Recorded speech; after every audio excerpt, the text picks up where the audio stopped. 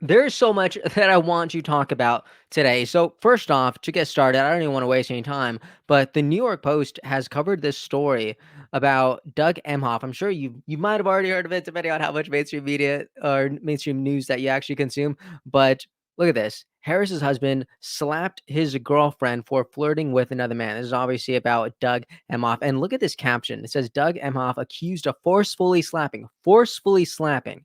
That is so crazy. And I want us to watch this video from News Nation because I believe Chris Cuomo and his guests have such a valuable perspective here, especially because mainstream media like CNN, Fox News, all these other places aren't talking about this and they are criticizing that. And I just love to see it. Another thing that I think is great is mainstream media, speaking of them, mainstream media, CNN, has actually been praising JD Vance's performance at the debate. And I just think it's such a chef's kiss, a sight to behold. I think it is fantastic. Speaking of Vance, he was in Virginia speaking to obviously the people who've suffered major losses. And it is just such a feel good video. And I absolutely love it. Another hilarious video, including Vance, is him talking about he says, Tim, if you're listening, you're welcome to vote for it because the conversation is, I think you might have won his vote during the debate. And that's something that I also brought up a couple of days ago. And I just love saying it. Another thing that I want to talk about, I'm telling you, there's a lot of things that I want to share. This is with RFK Jr. This video is doing absolutely numbers on X because Kennedy is saying that he just sees so much presidential potential with Tulsi, and he's just elevating her, and I just love to see it. And he says that she could be, would be a great first woman president, and I agree. I think it's absolutely incredible to see, and I love that conversation. So we're gonna get to it, and I also love this from Brett Cooper that I saw this morning. She says, "What candidate would you want babysitting your kids?" And it's just a bunch of pictures with Trump with children, and I just think it's great. Anyways, but we're gonna start here, okay, with Chris Cuomo talking about this story and essentially attacking mainstream media for not covering it because Doug's name isn't Trump. Okay, check this out. Let's dive in. Hope you're having a great day.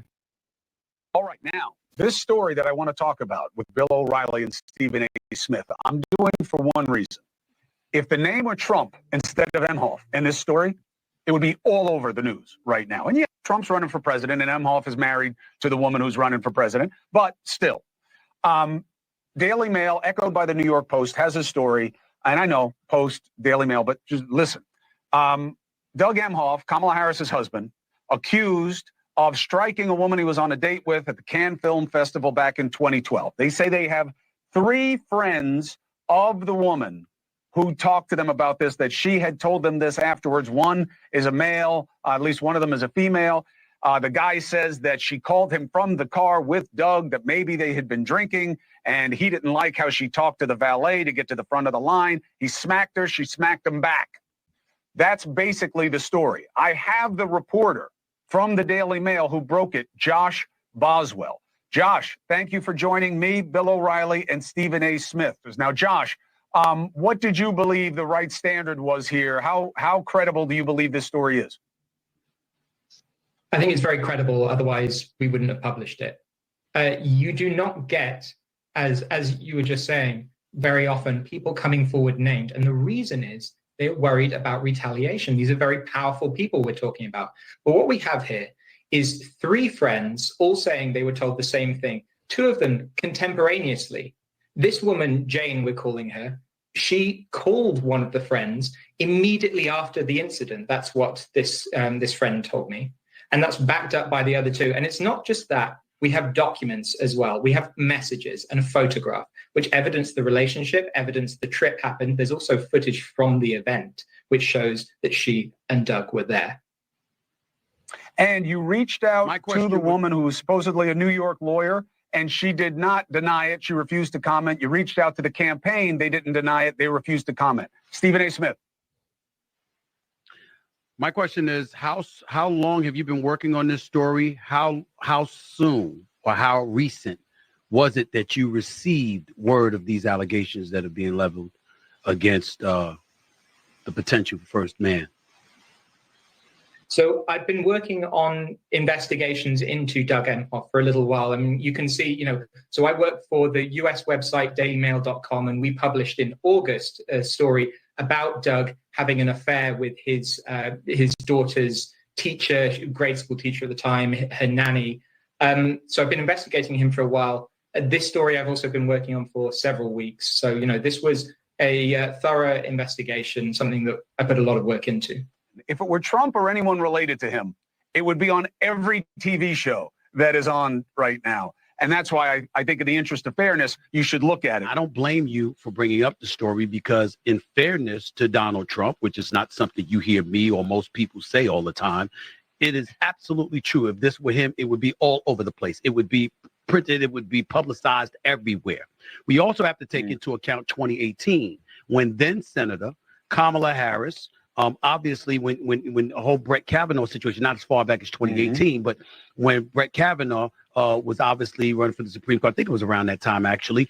And I remember her wearing all black and saying she was wearing all black. And I wore black today in support of all survivors of sexual assault or abuse. And it was a hashtag, believe survivors, et cetera, et cetera. And so when you do something like that, it's going to be politicized. And if people believe you've politicized it, the second they get an opportunity to politicize something against you or unfavorable to you, they are going to pounce on that. You are not going to hear anything from Me Too, Time's Up, or any of them at all. Nothing. But if it were a Republican or a conservative, they would be denying the person accused of due process because that's what they do, unless it's someone on our side. So what I've just told you is absolutely true. I hate that about this country right now. It is the worst thing about America that the media has embraced the denial of due process for headlines, for clicks, for money is disgraceful. I will openly confess, I would absolutely positively love to disagree with Bill O'Reilly. I cannot. What he said was right on the money in terms of what has transpired with our media, its coverage, in some instances, in terms of the bias, in terms of the favoritism, in terms of the lack of neutrality, and yeah. Wow. How great is it to see that people from different values, people from different backgrounds, people who don't necessarily agree with every subject on everything, right?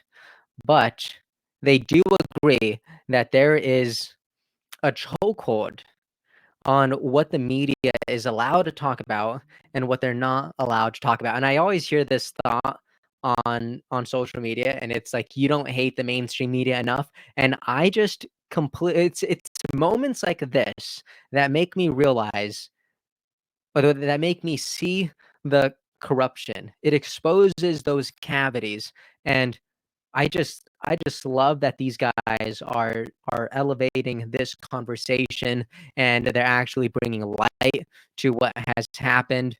And yes, it is an accusation. No one's saying this is real, but if it were Trump that has been accused, if it was someone else that's close to Trump that's being accused of this, you all know that there would have been a cultural uproar already. Okay. And Kamala HQ would have already been they would have been the first people to capitalize on this for political gain. And the fact that you're not seeing it whenever the table has turned is says something. And it's really frustrating. If you want to read this article from News Nation, News Nation it's quickly becoming like one of my favorite places to consume news, just because I love how concise it is.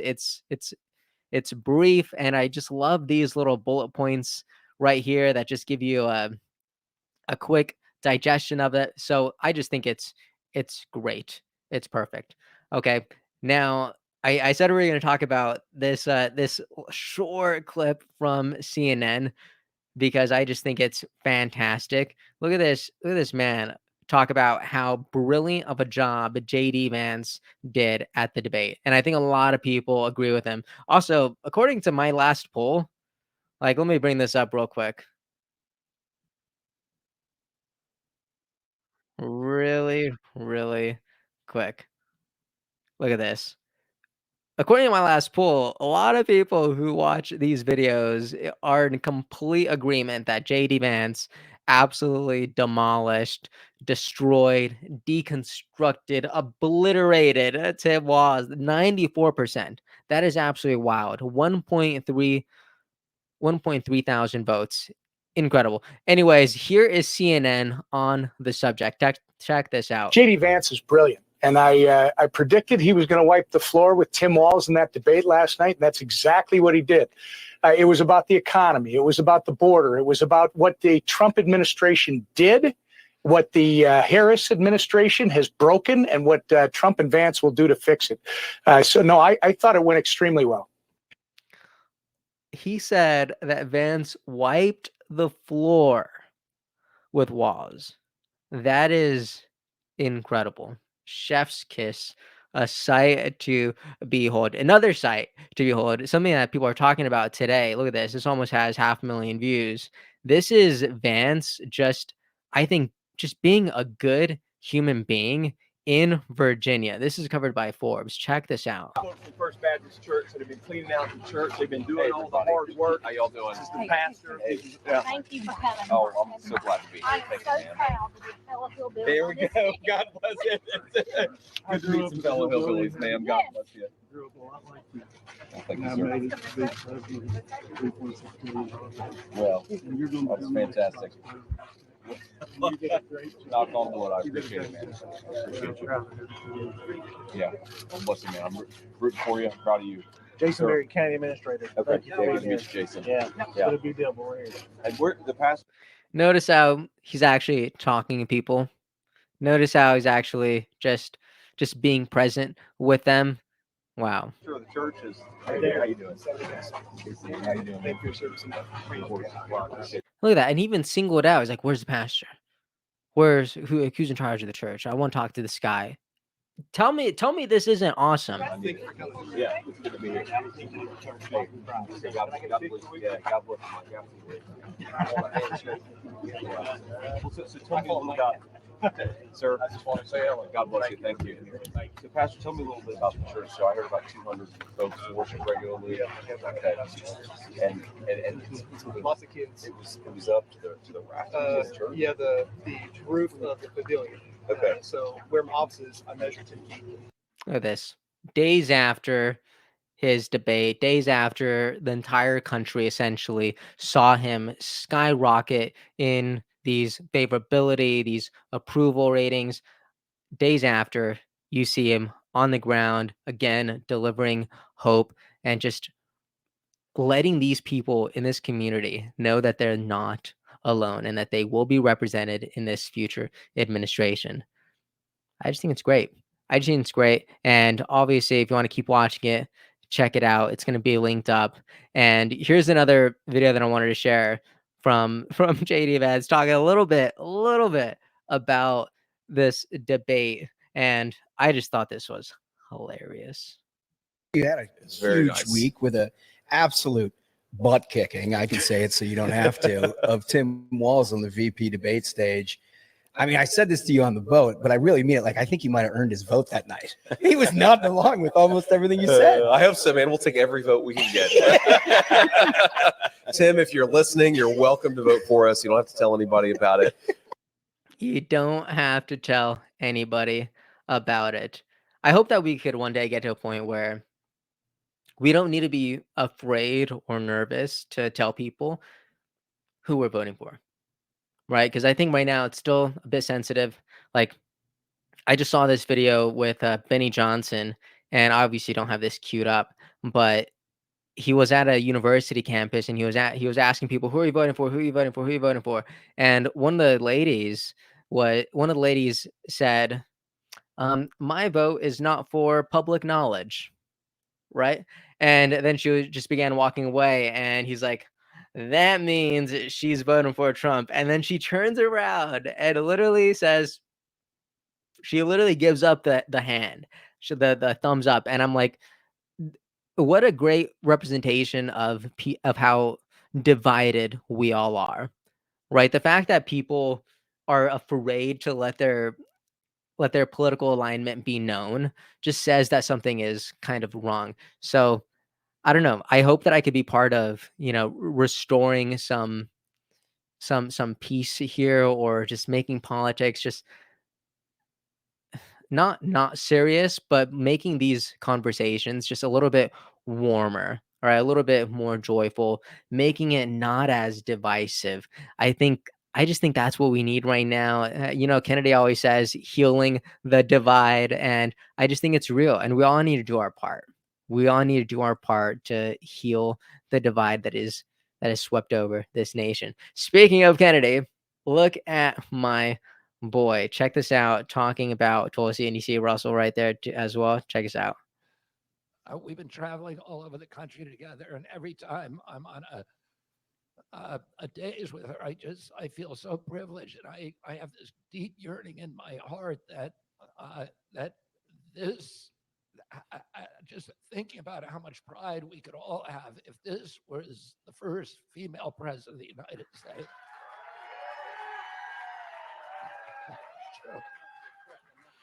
Wow, and you could see Tulsi just smiling. Like, I just love that so much. You could tell how genuine he was.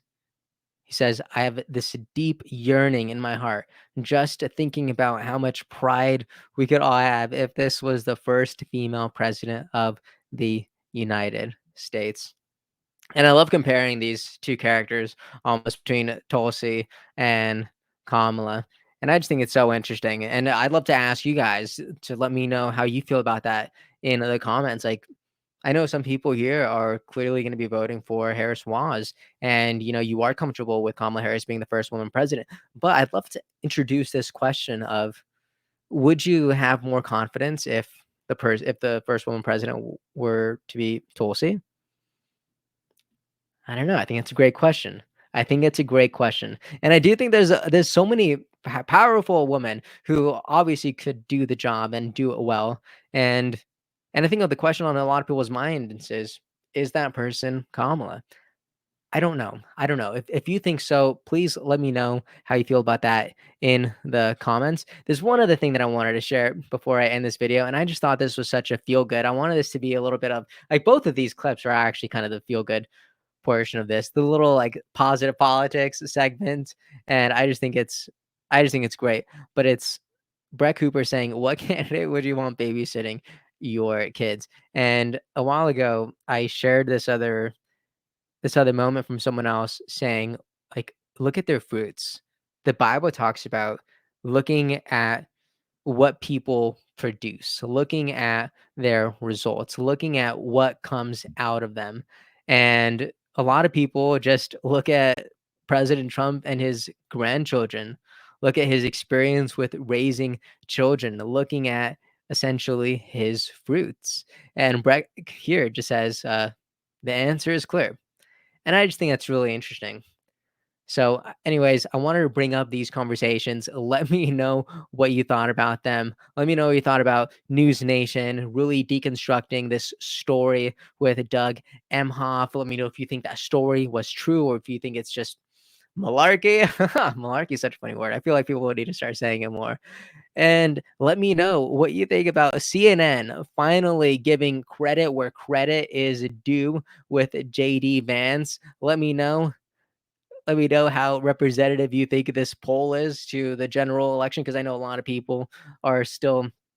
I know a lot of people here. We're still wanting Kennedy to still be part of the race. So some people are having a tough time, but people are in agreement that JD Vance is absolutely crushing it these days, whether he's on a debate stage or whether he is on the ground in Virginia, whether he's just in a podcast.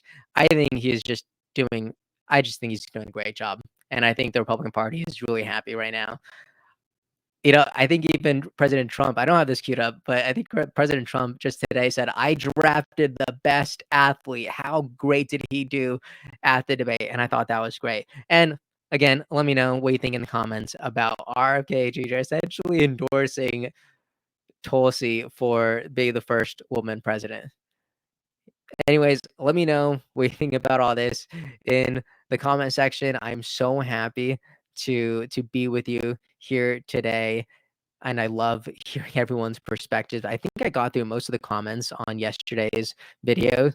So anyways, that's all for today. Thank you so much for watching, and I'll see you all next time. Hey everyone, thank you so much for watching and listening. I appreciate your time so much, and I really hope you enjoyed this episode. If you'd like to support what we're building here, please like and subscribe. It means a lot, and it really helps us out. And if you want to see even more content from me, make sure to follow me on Instagram. I'm going to be sharing a lot more on there. Thank you so much.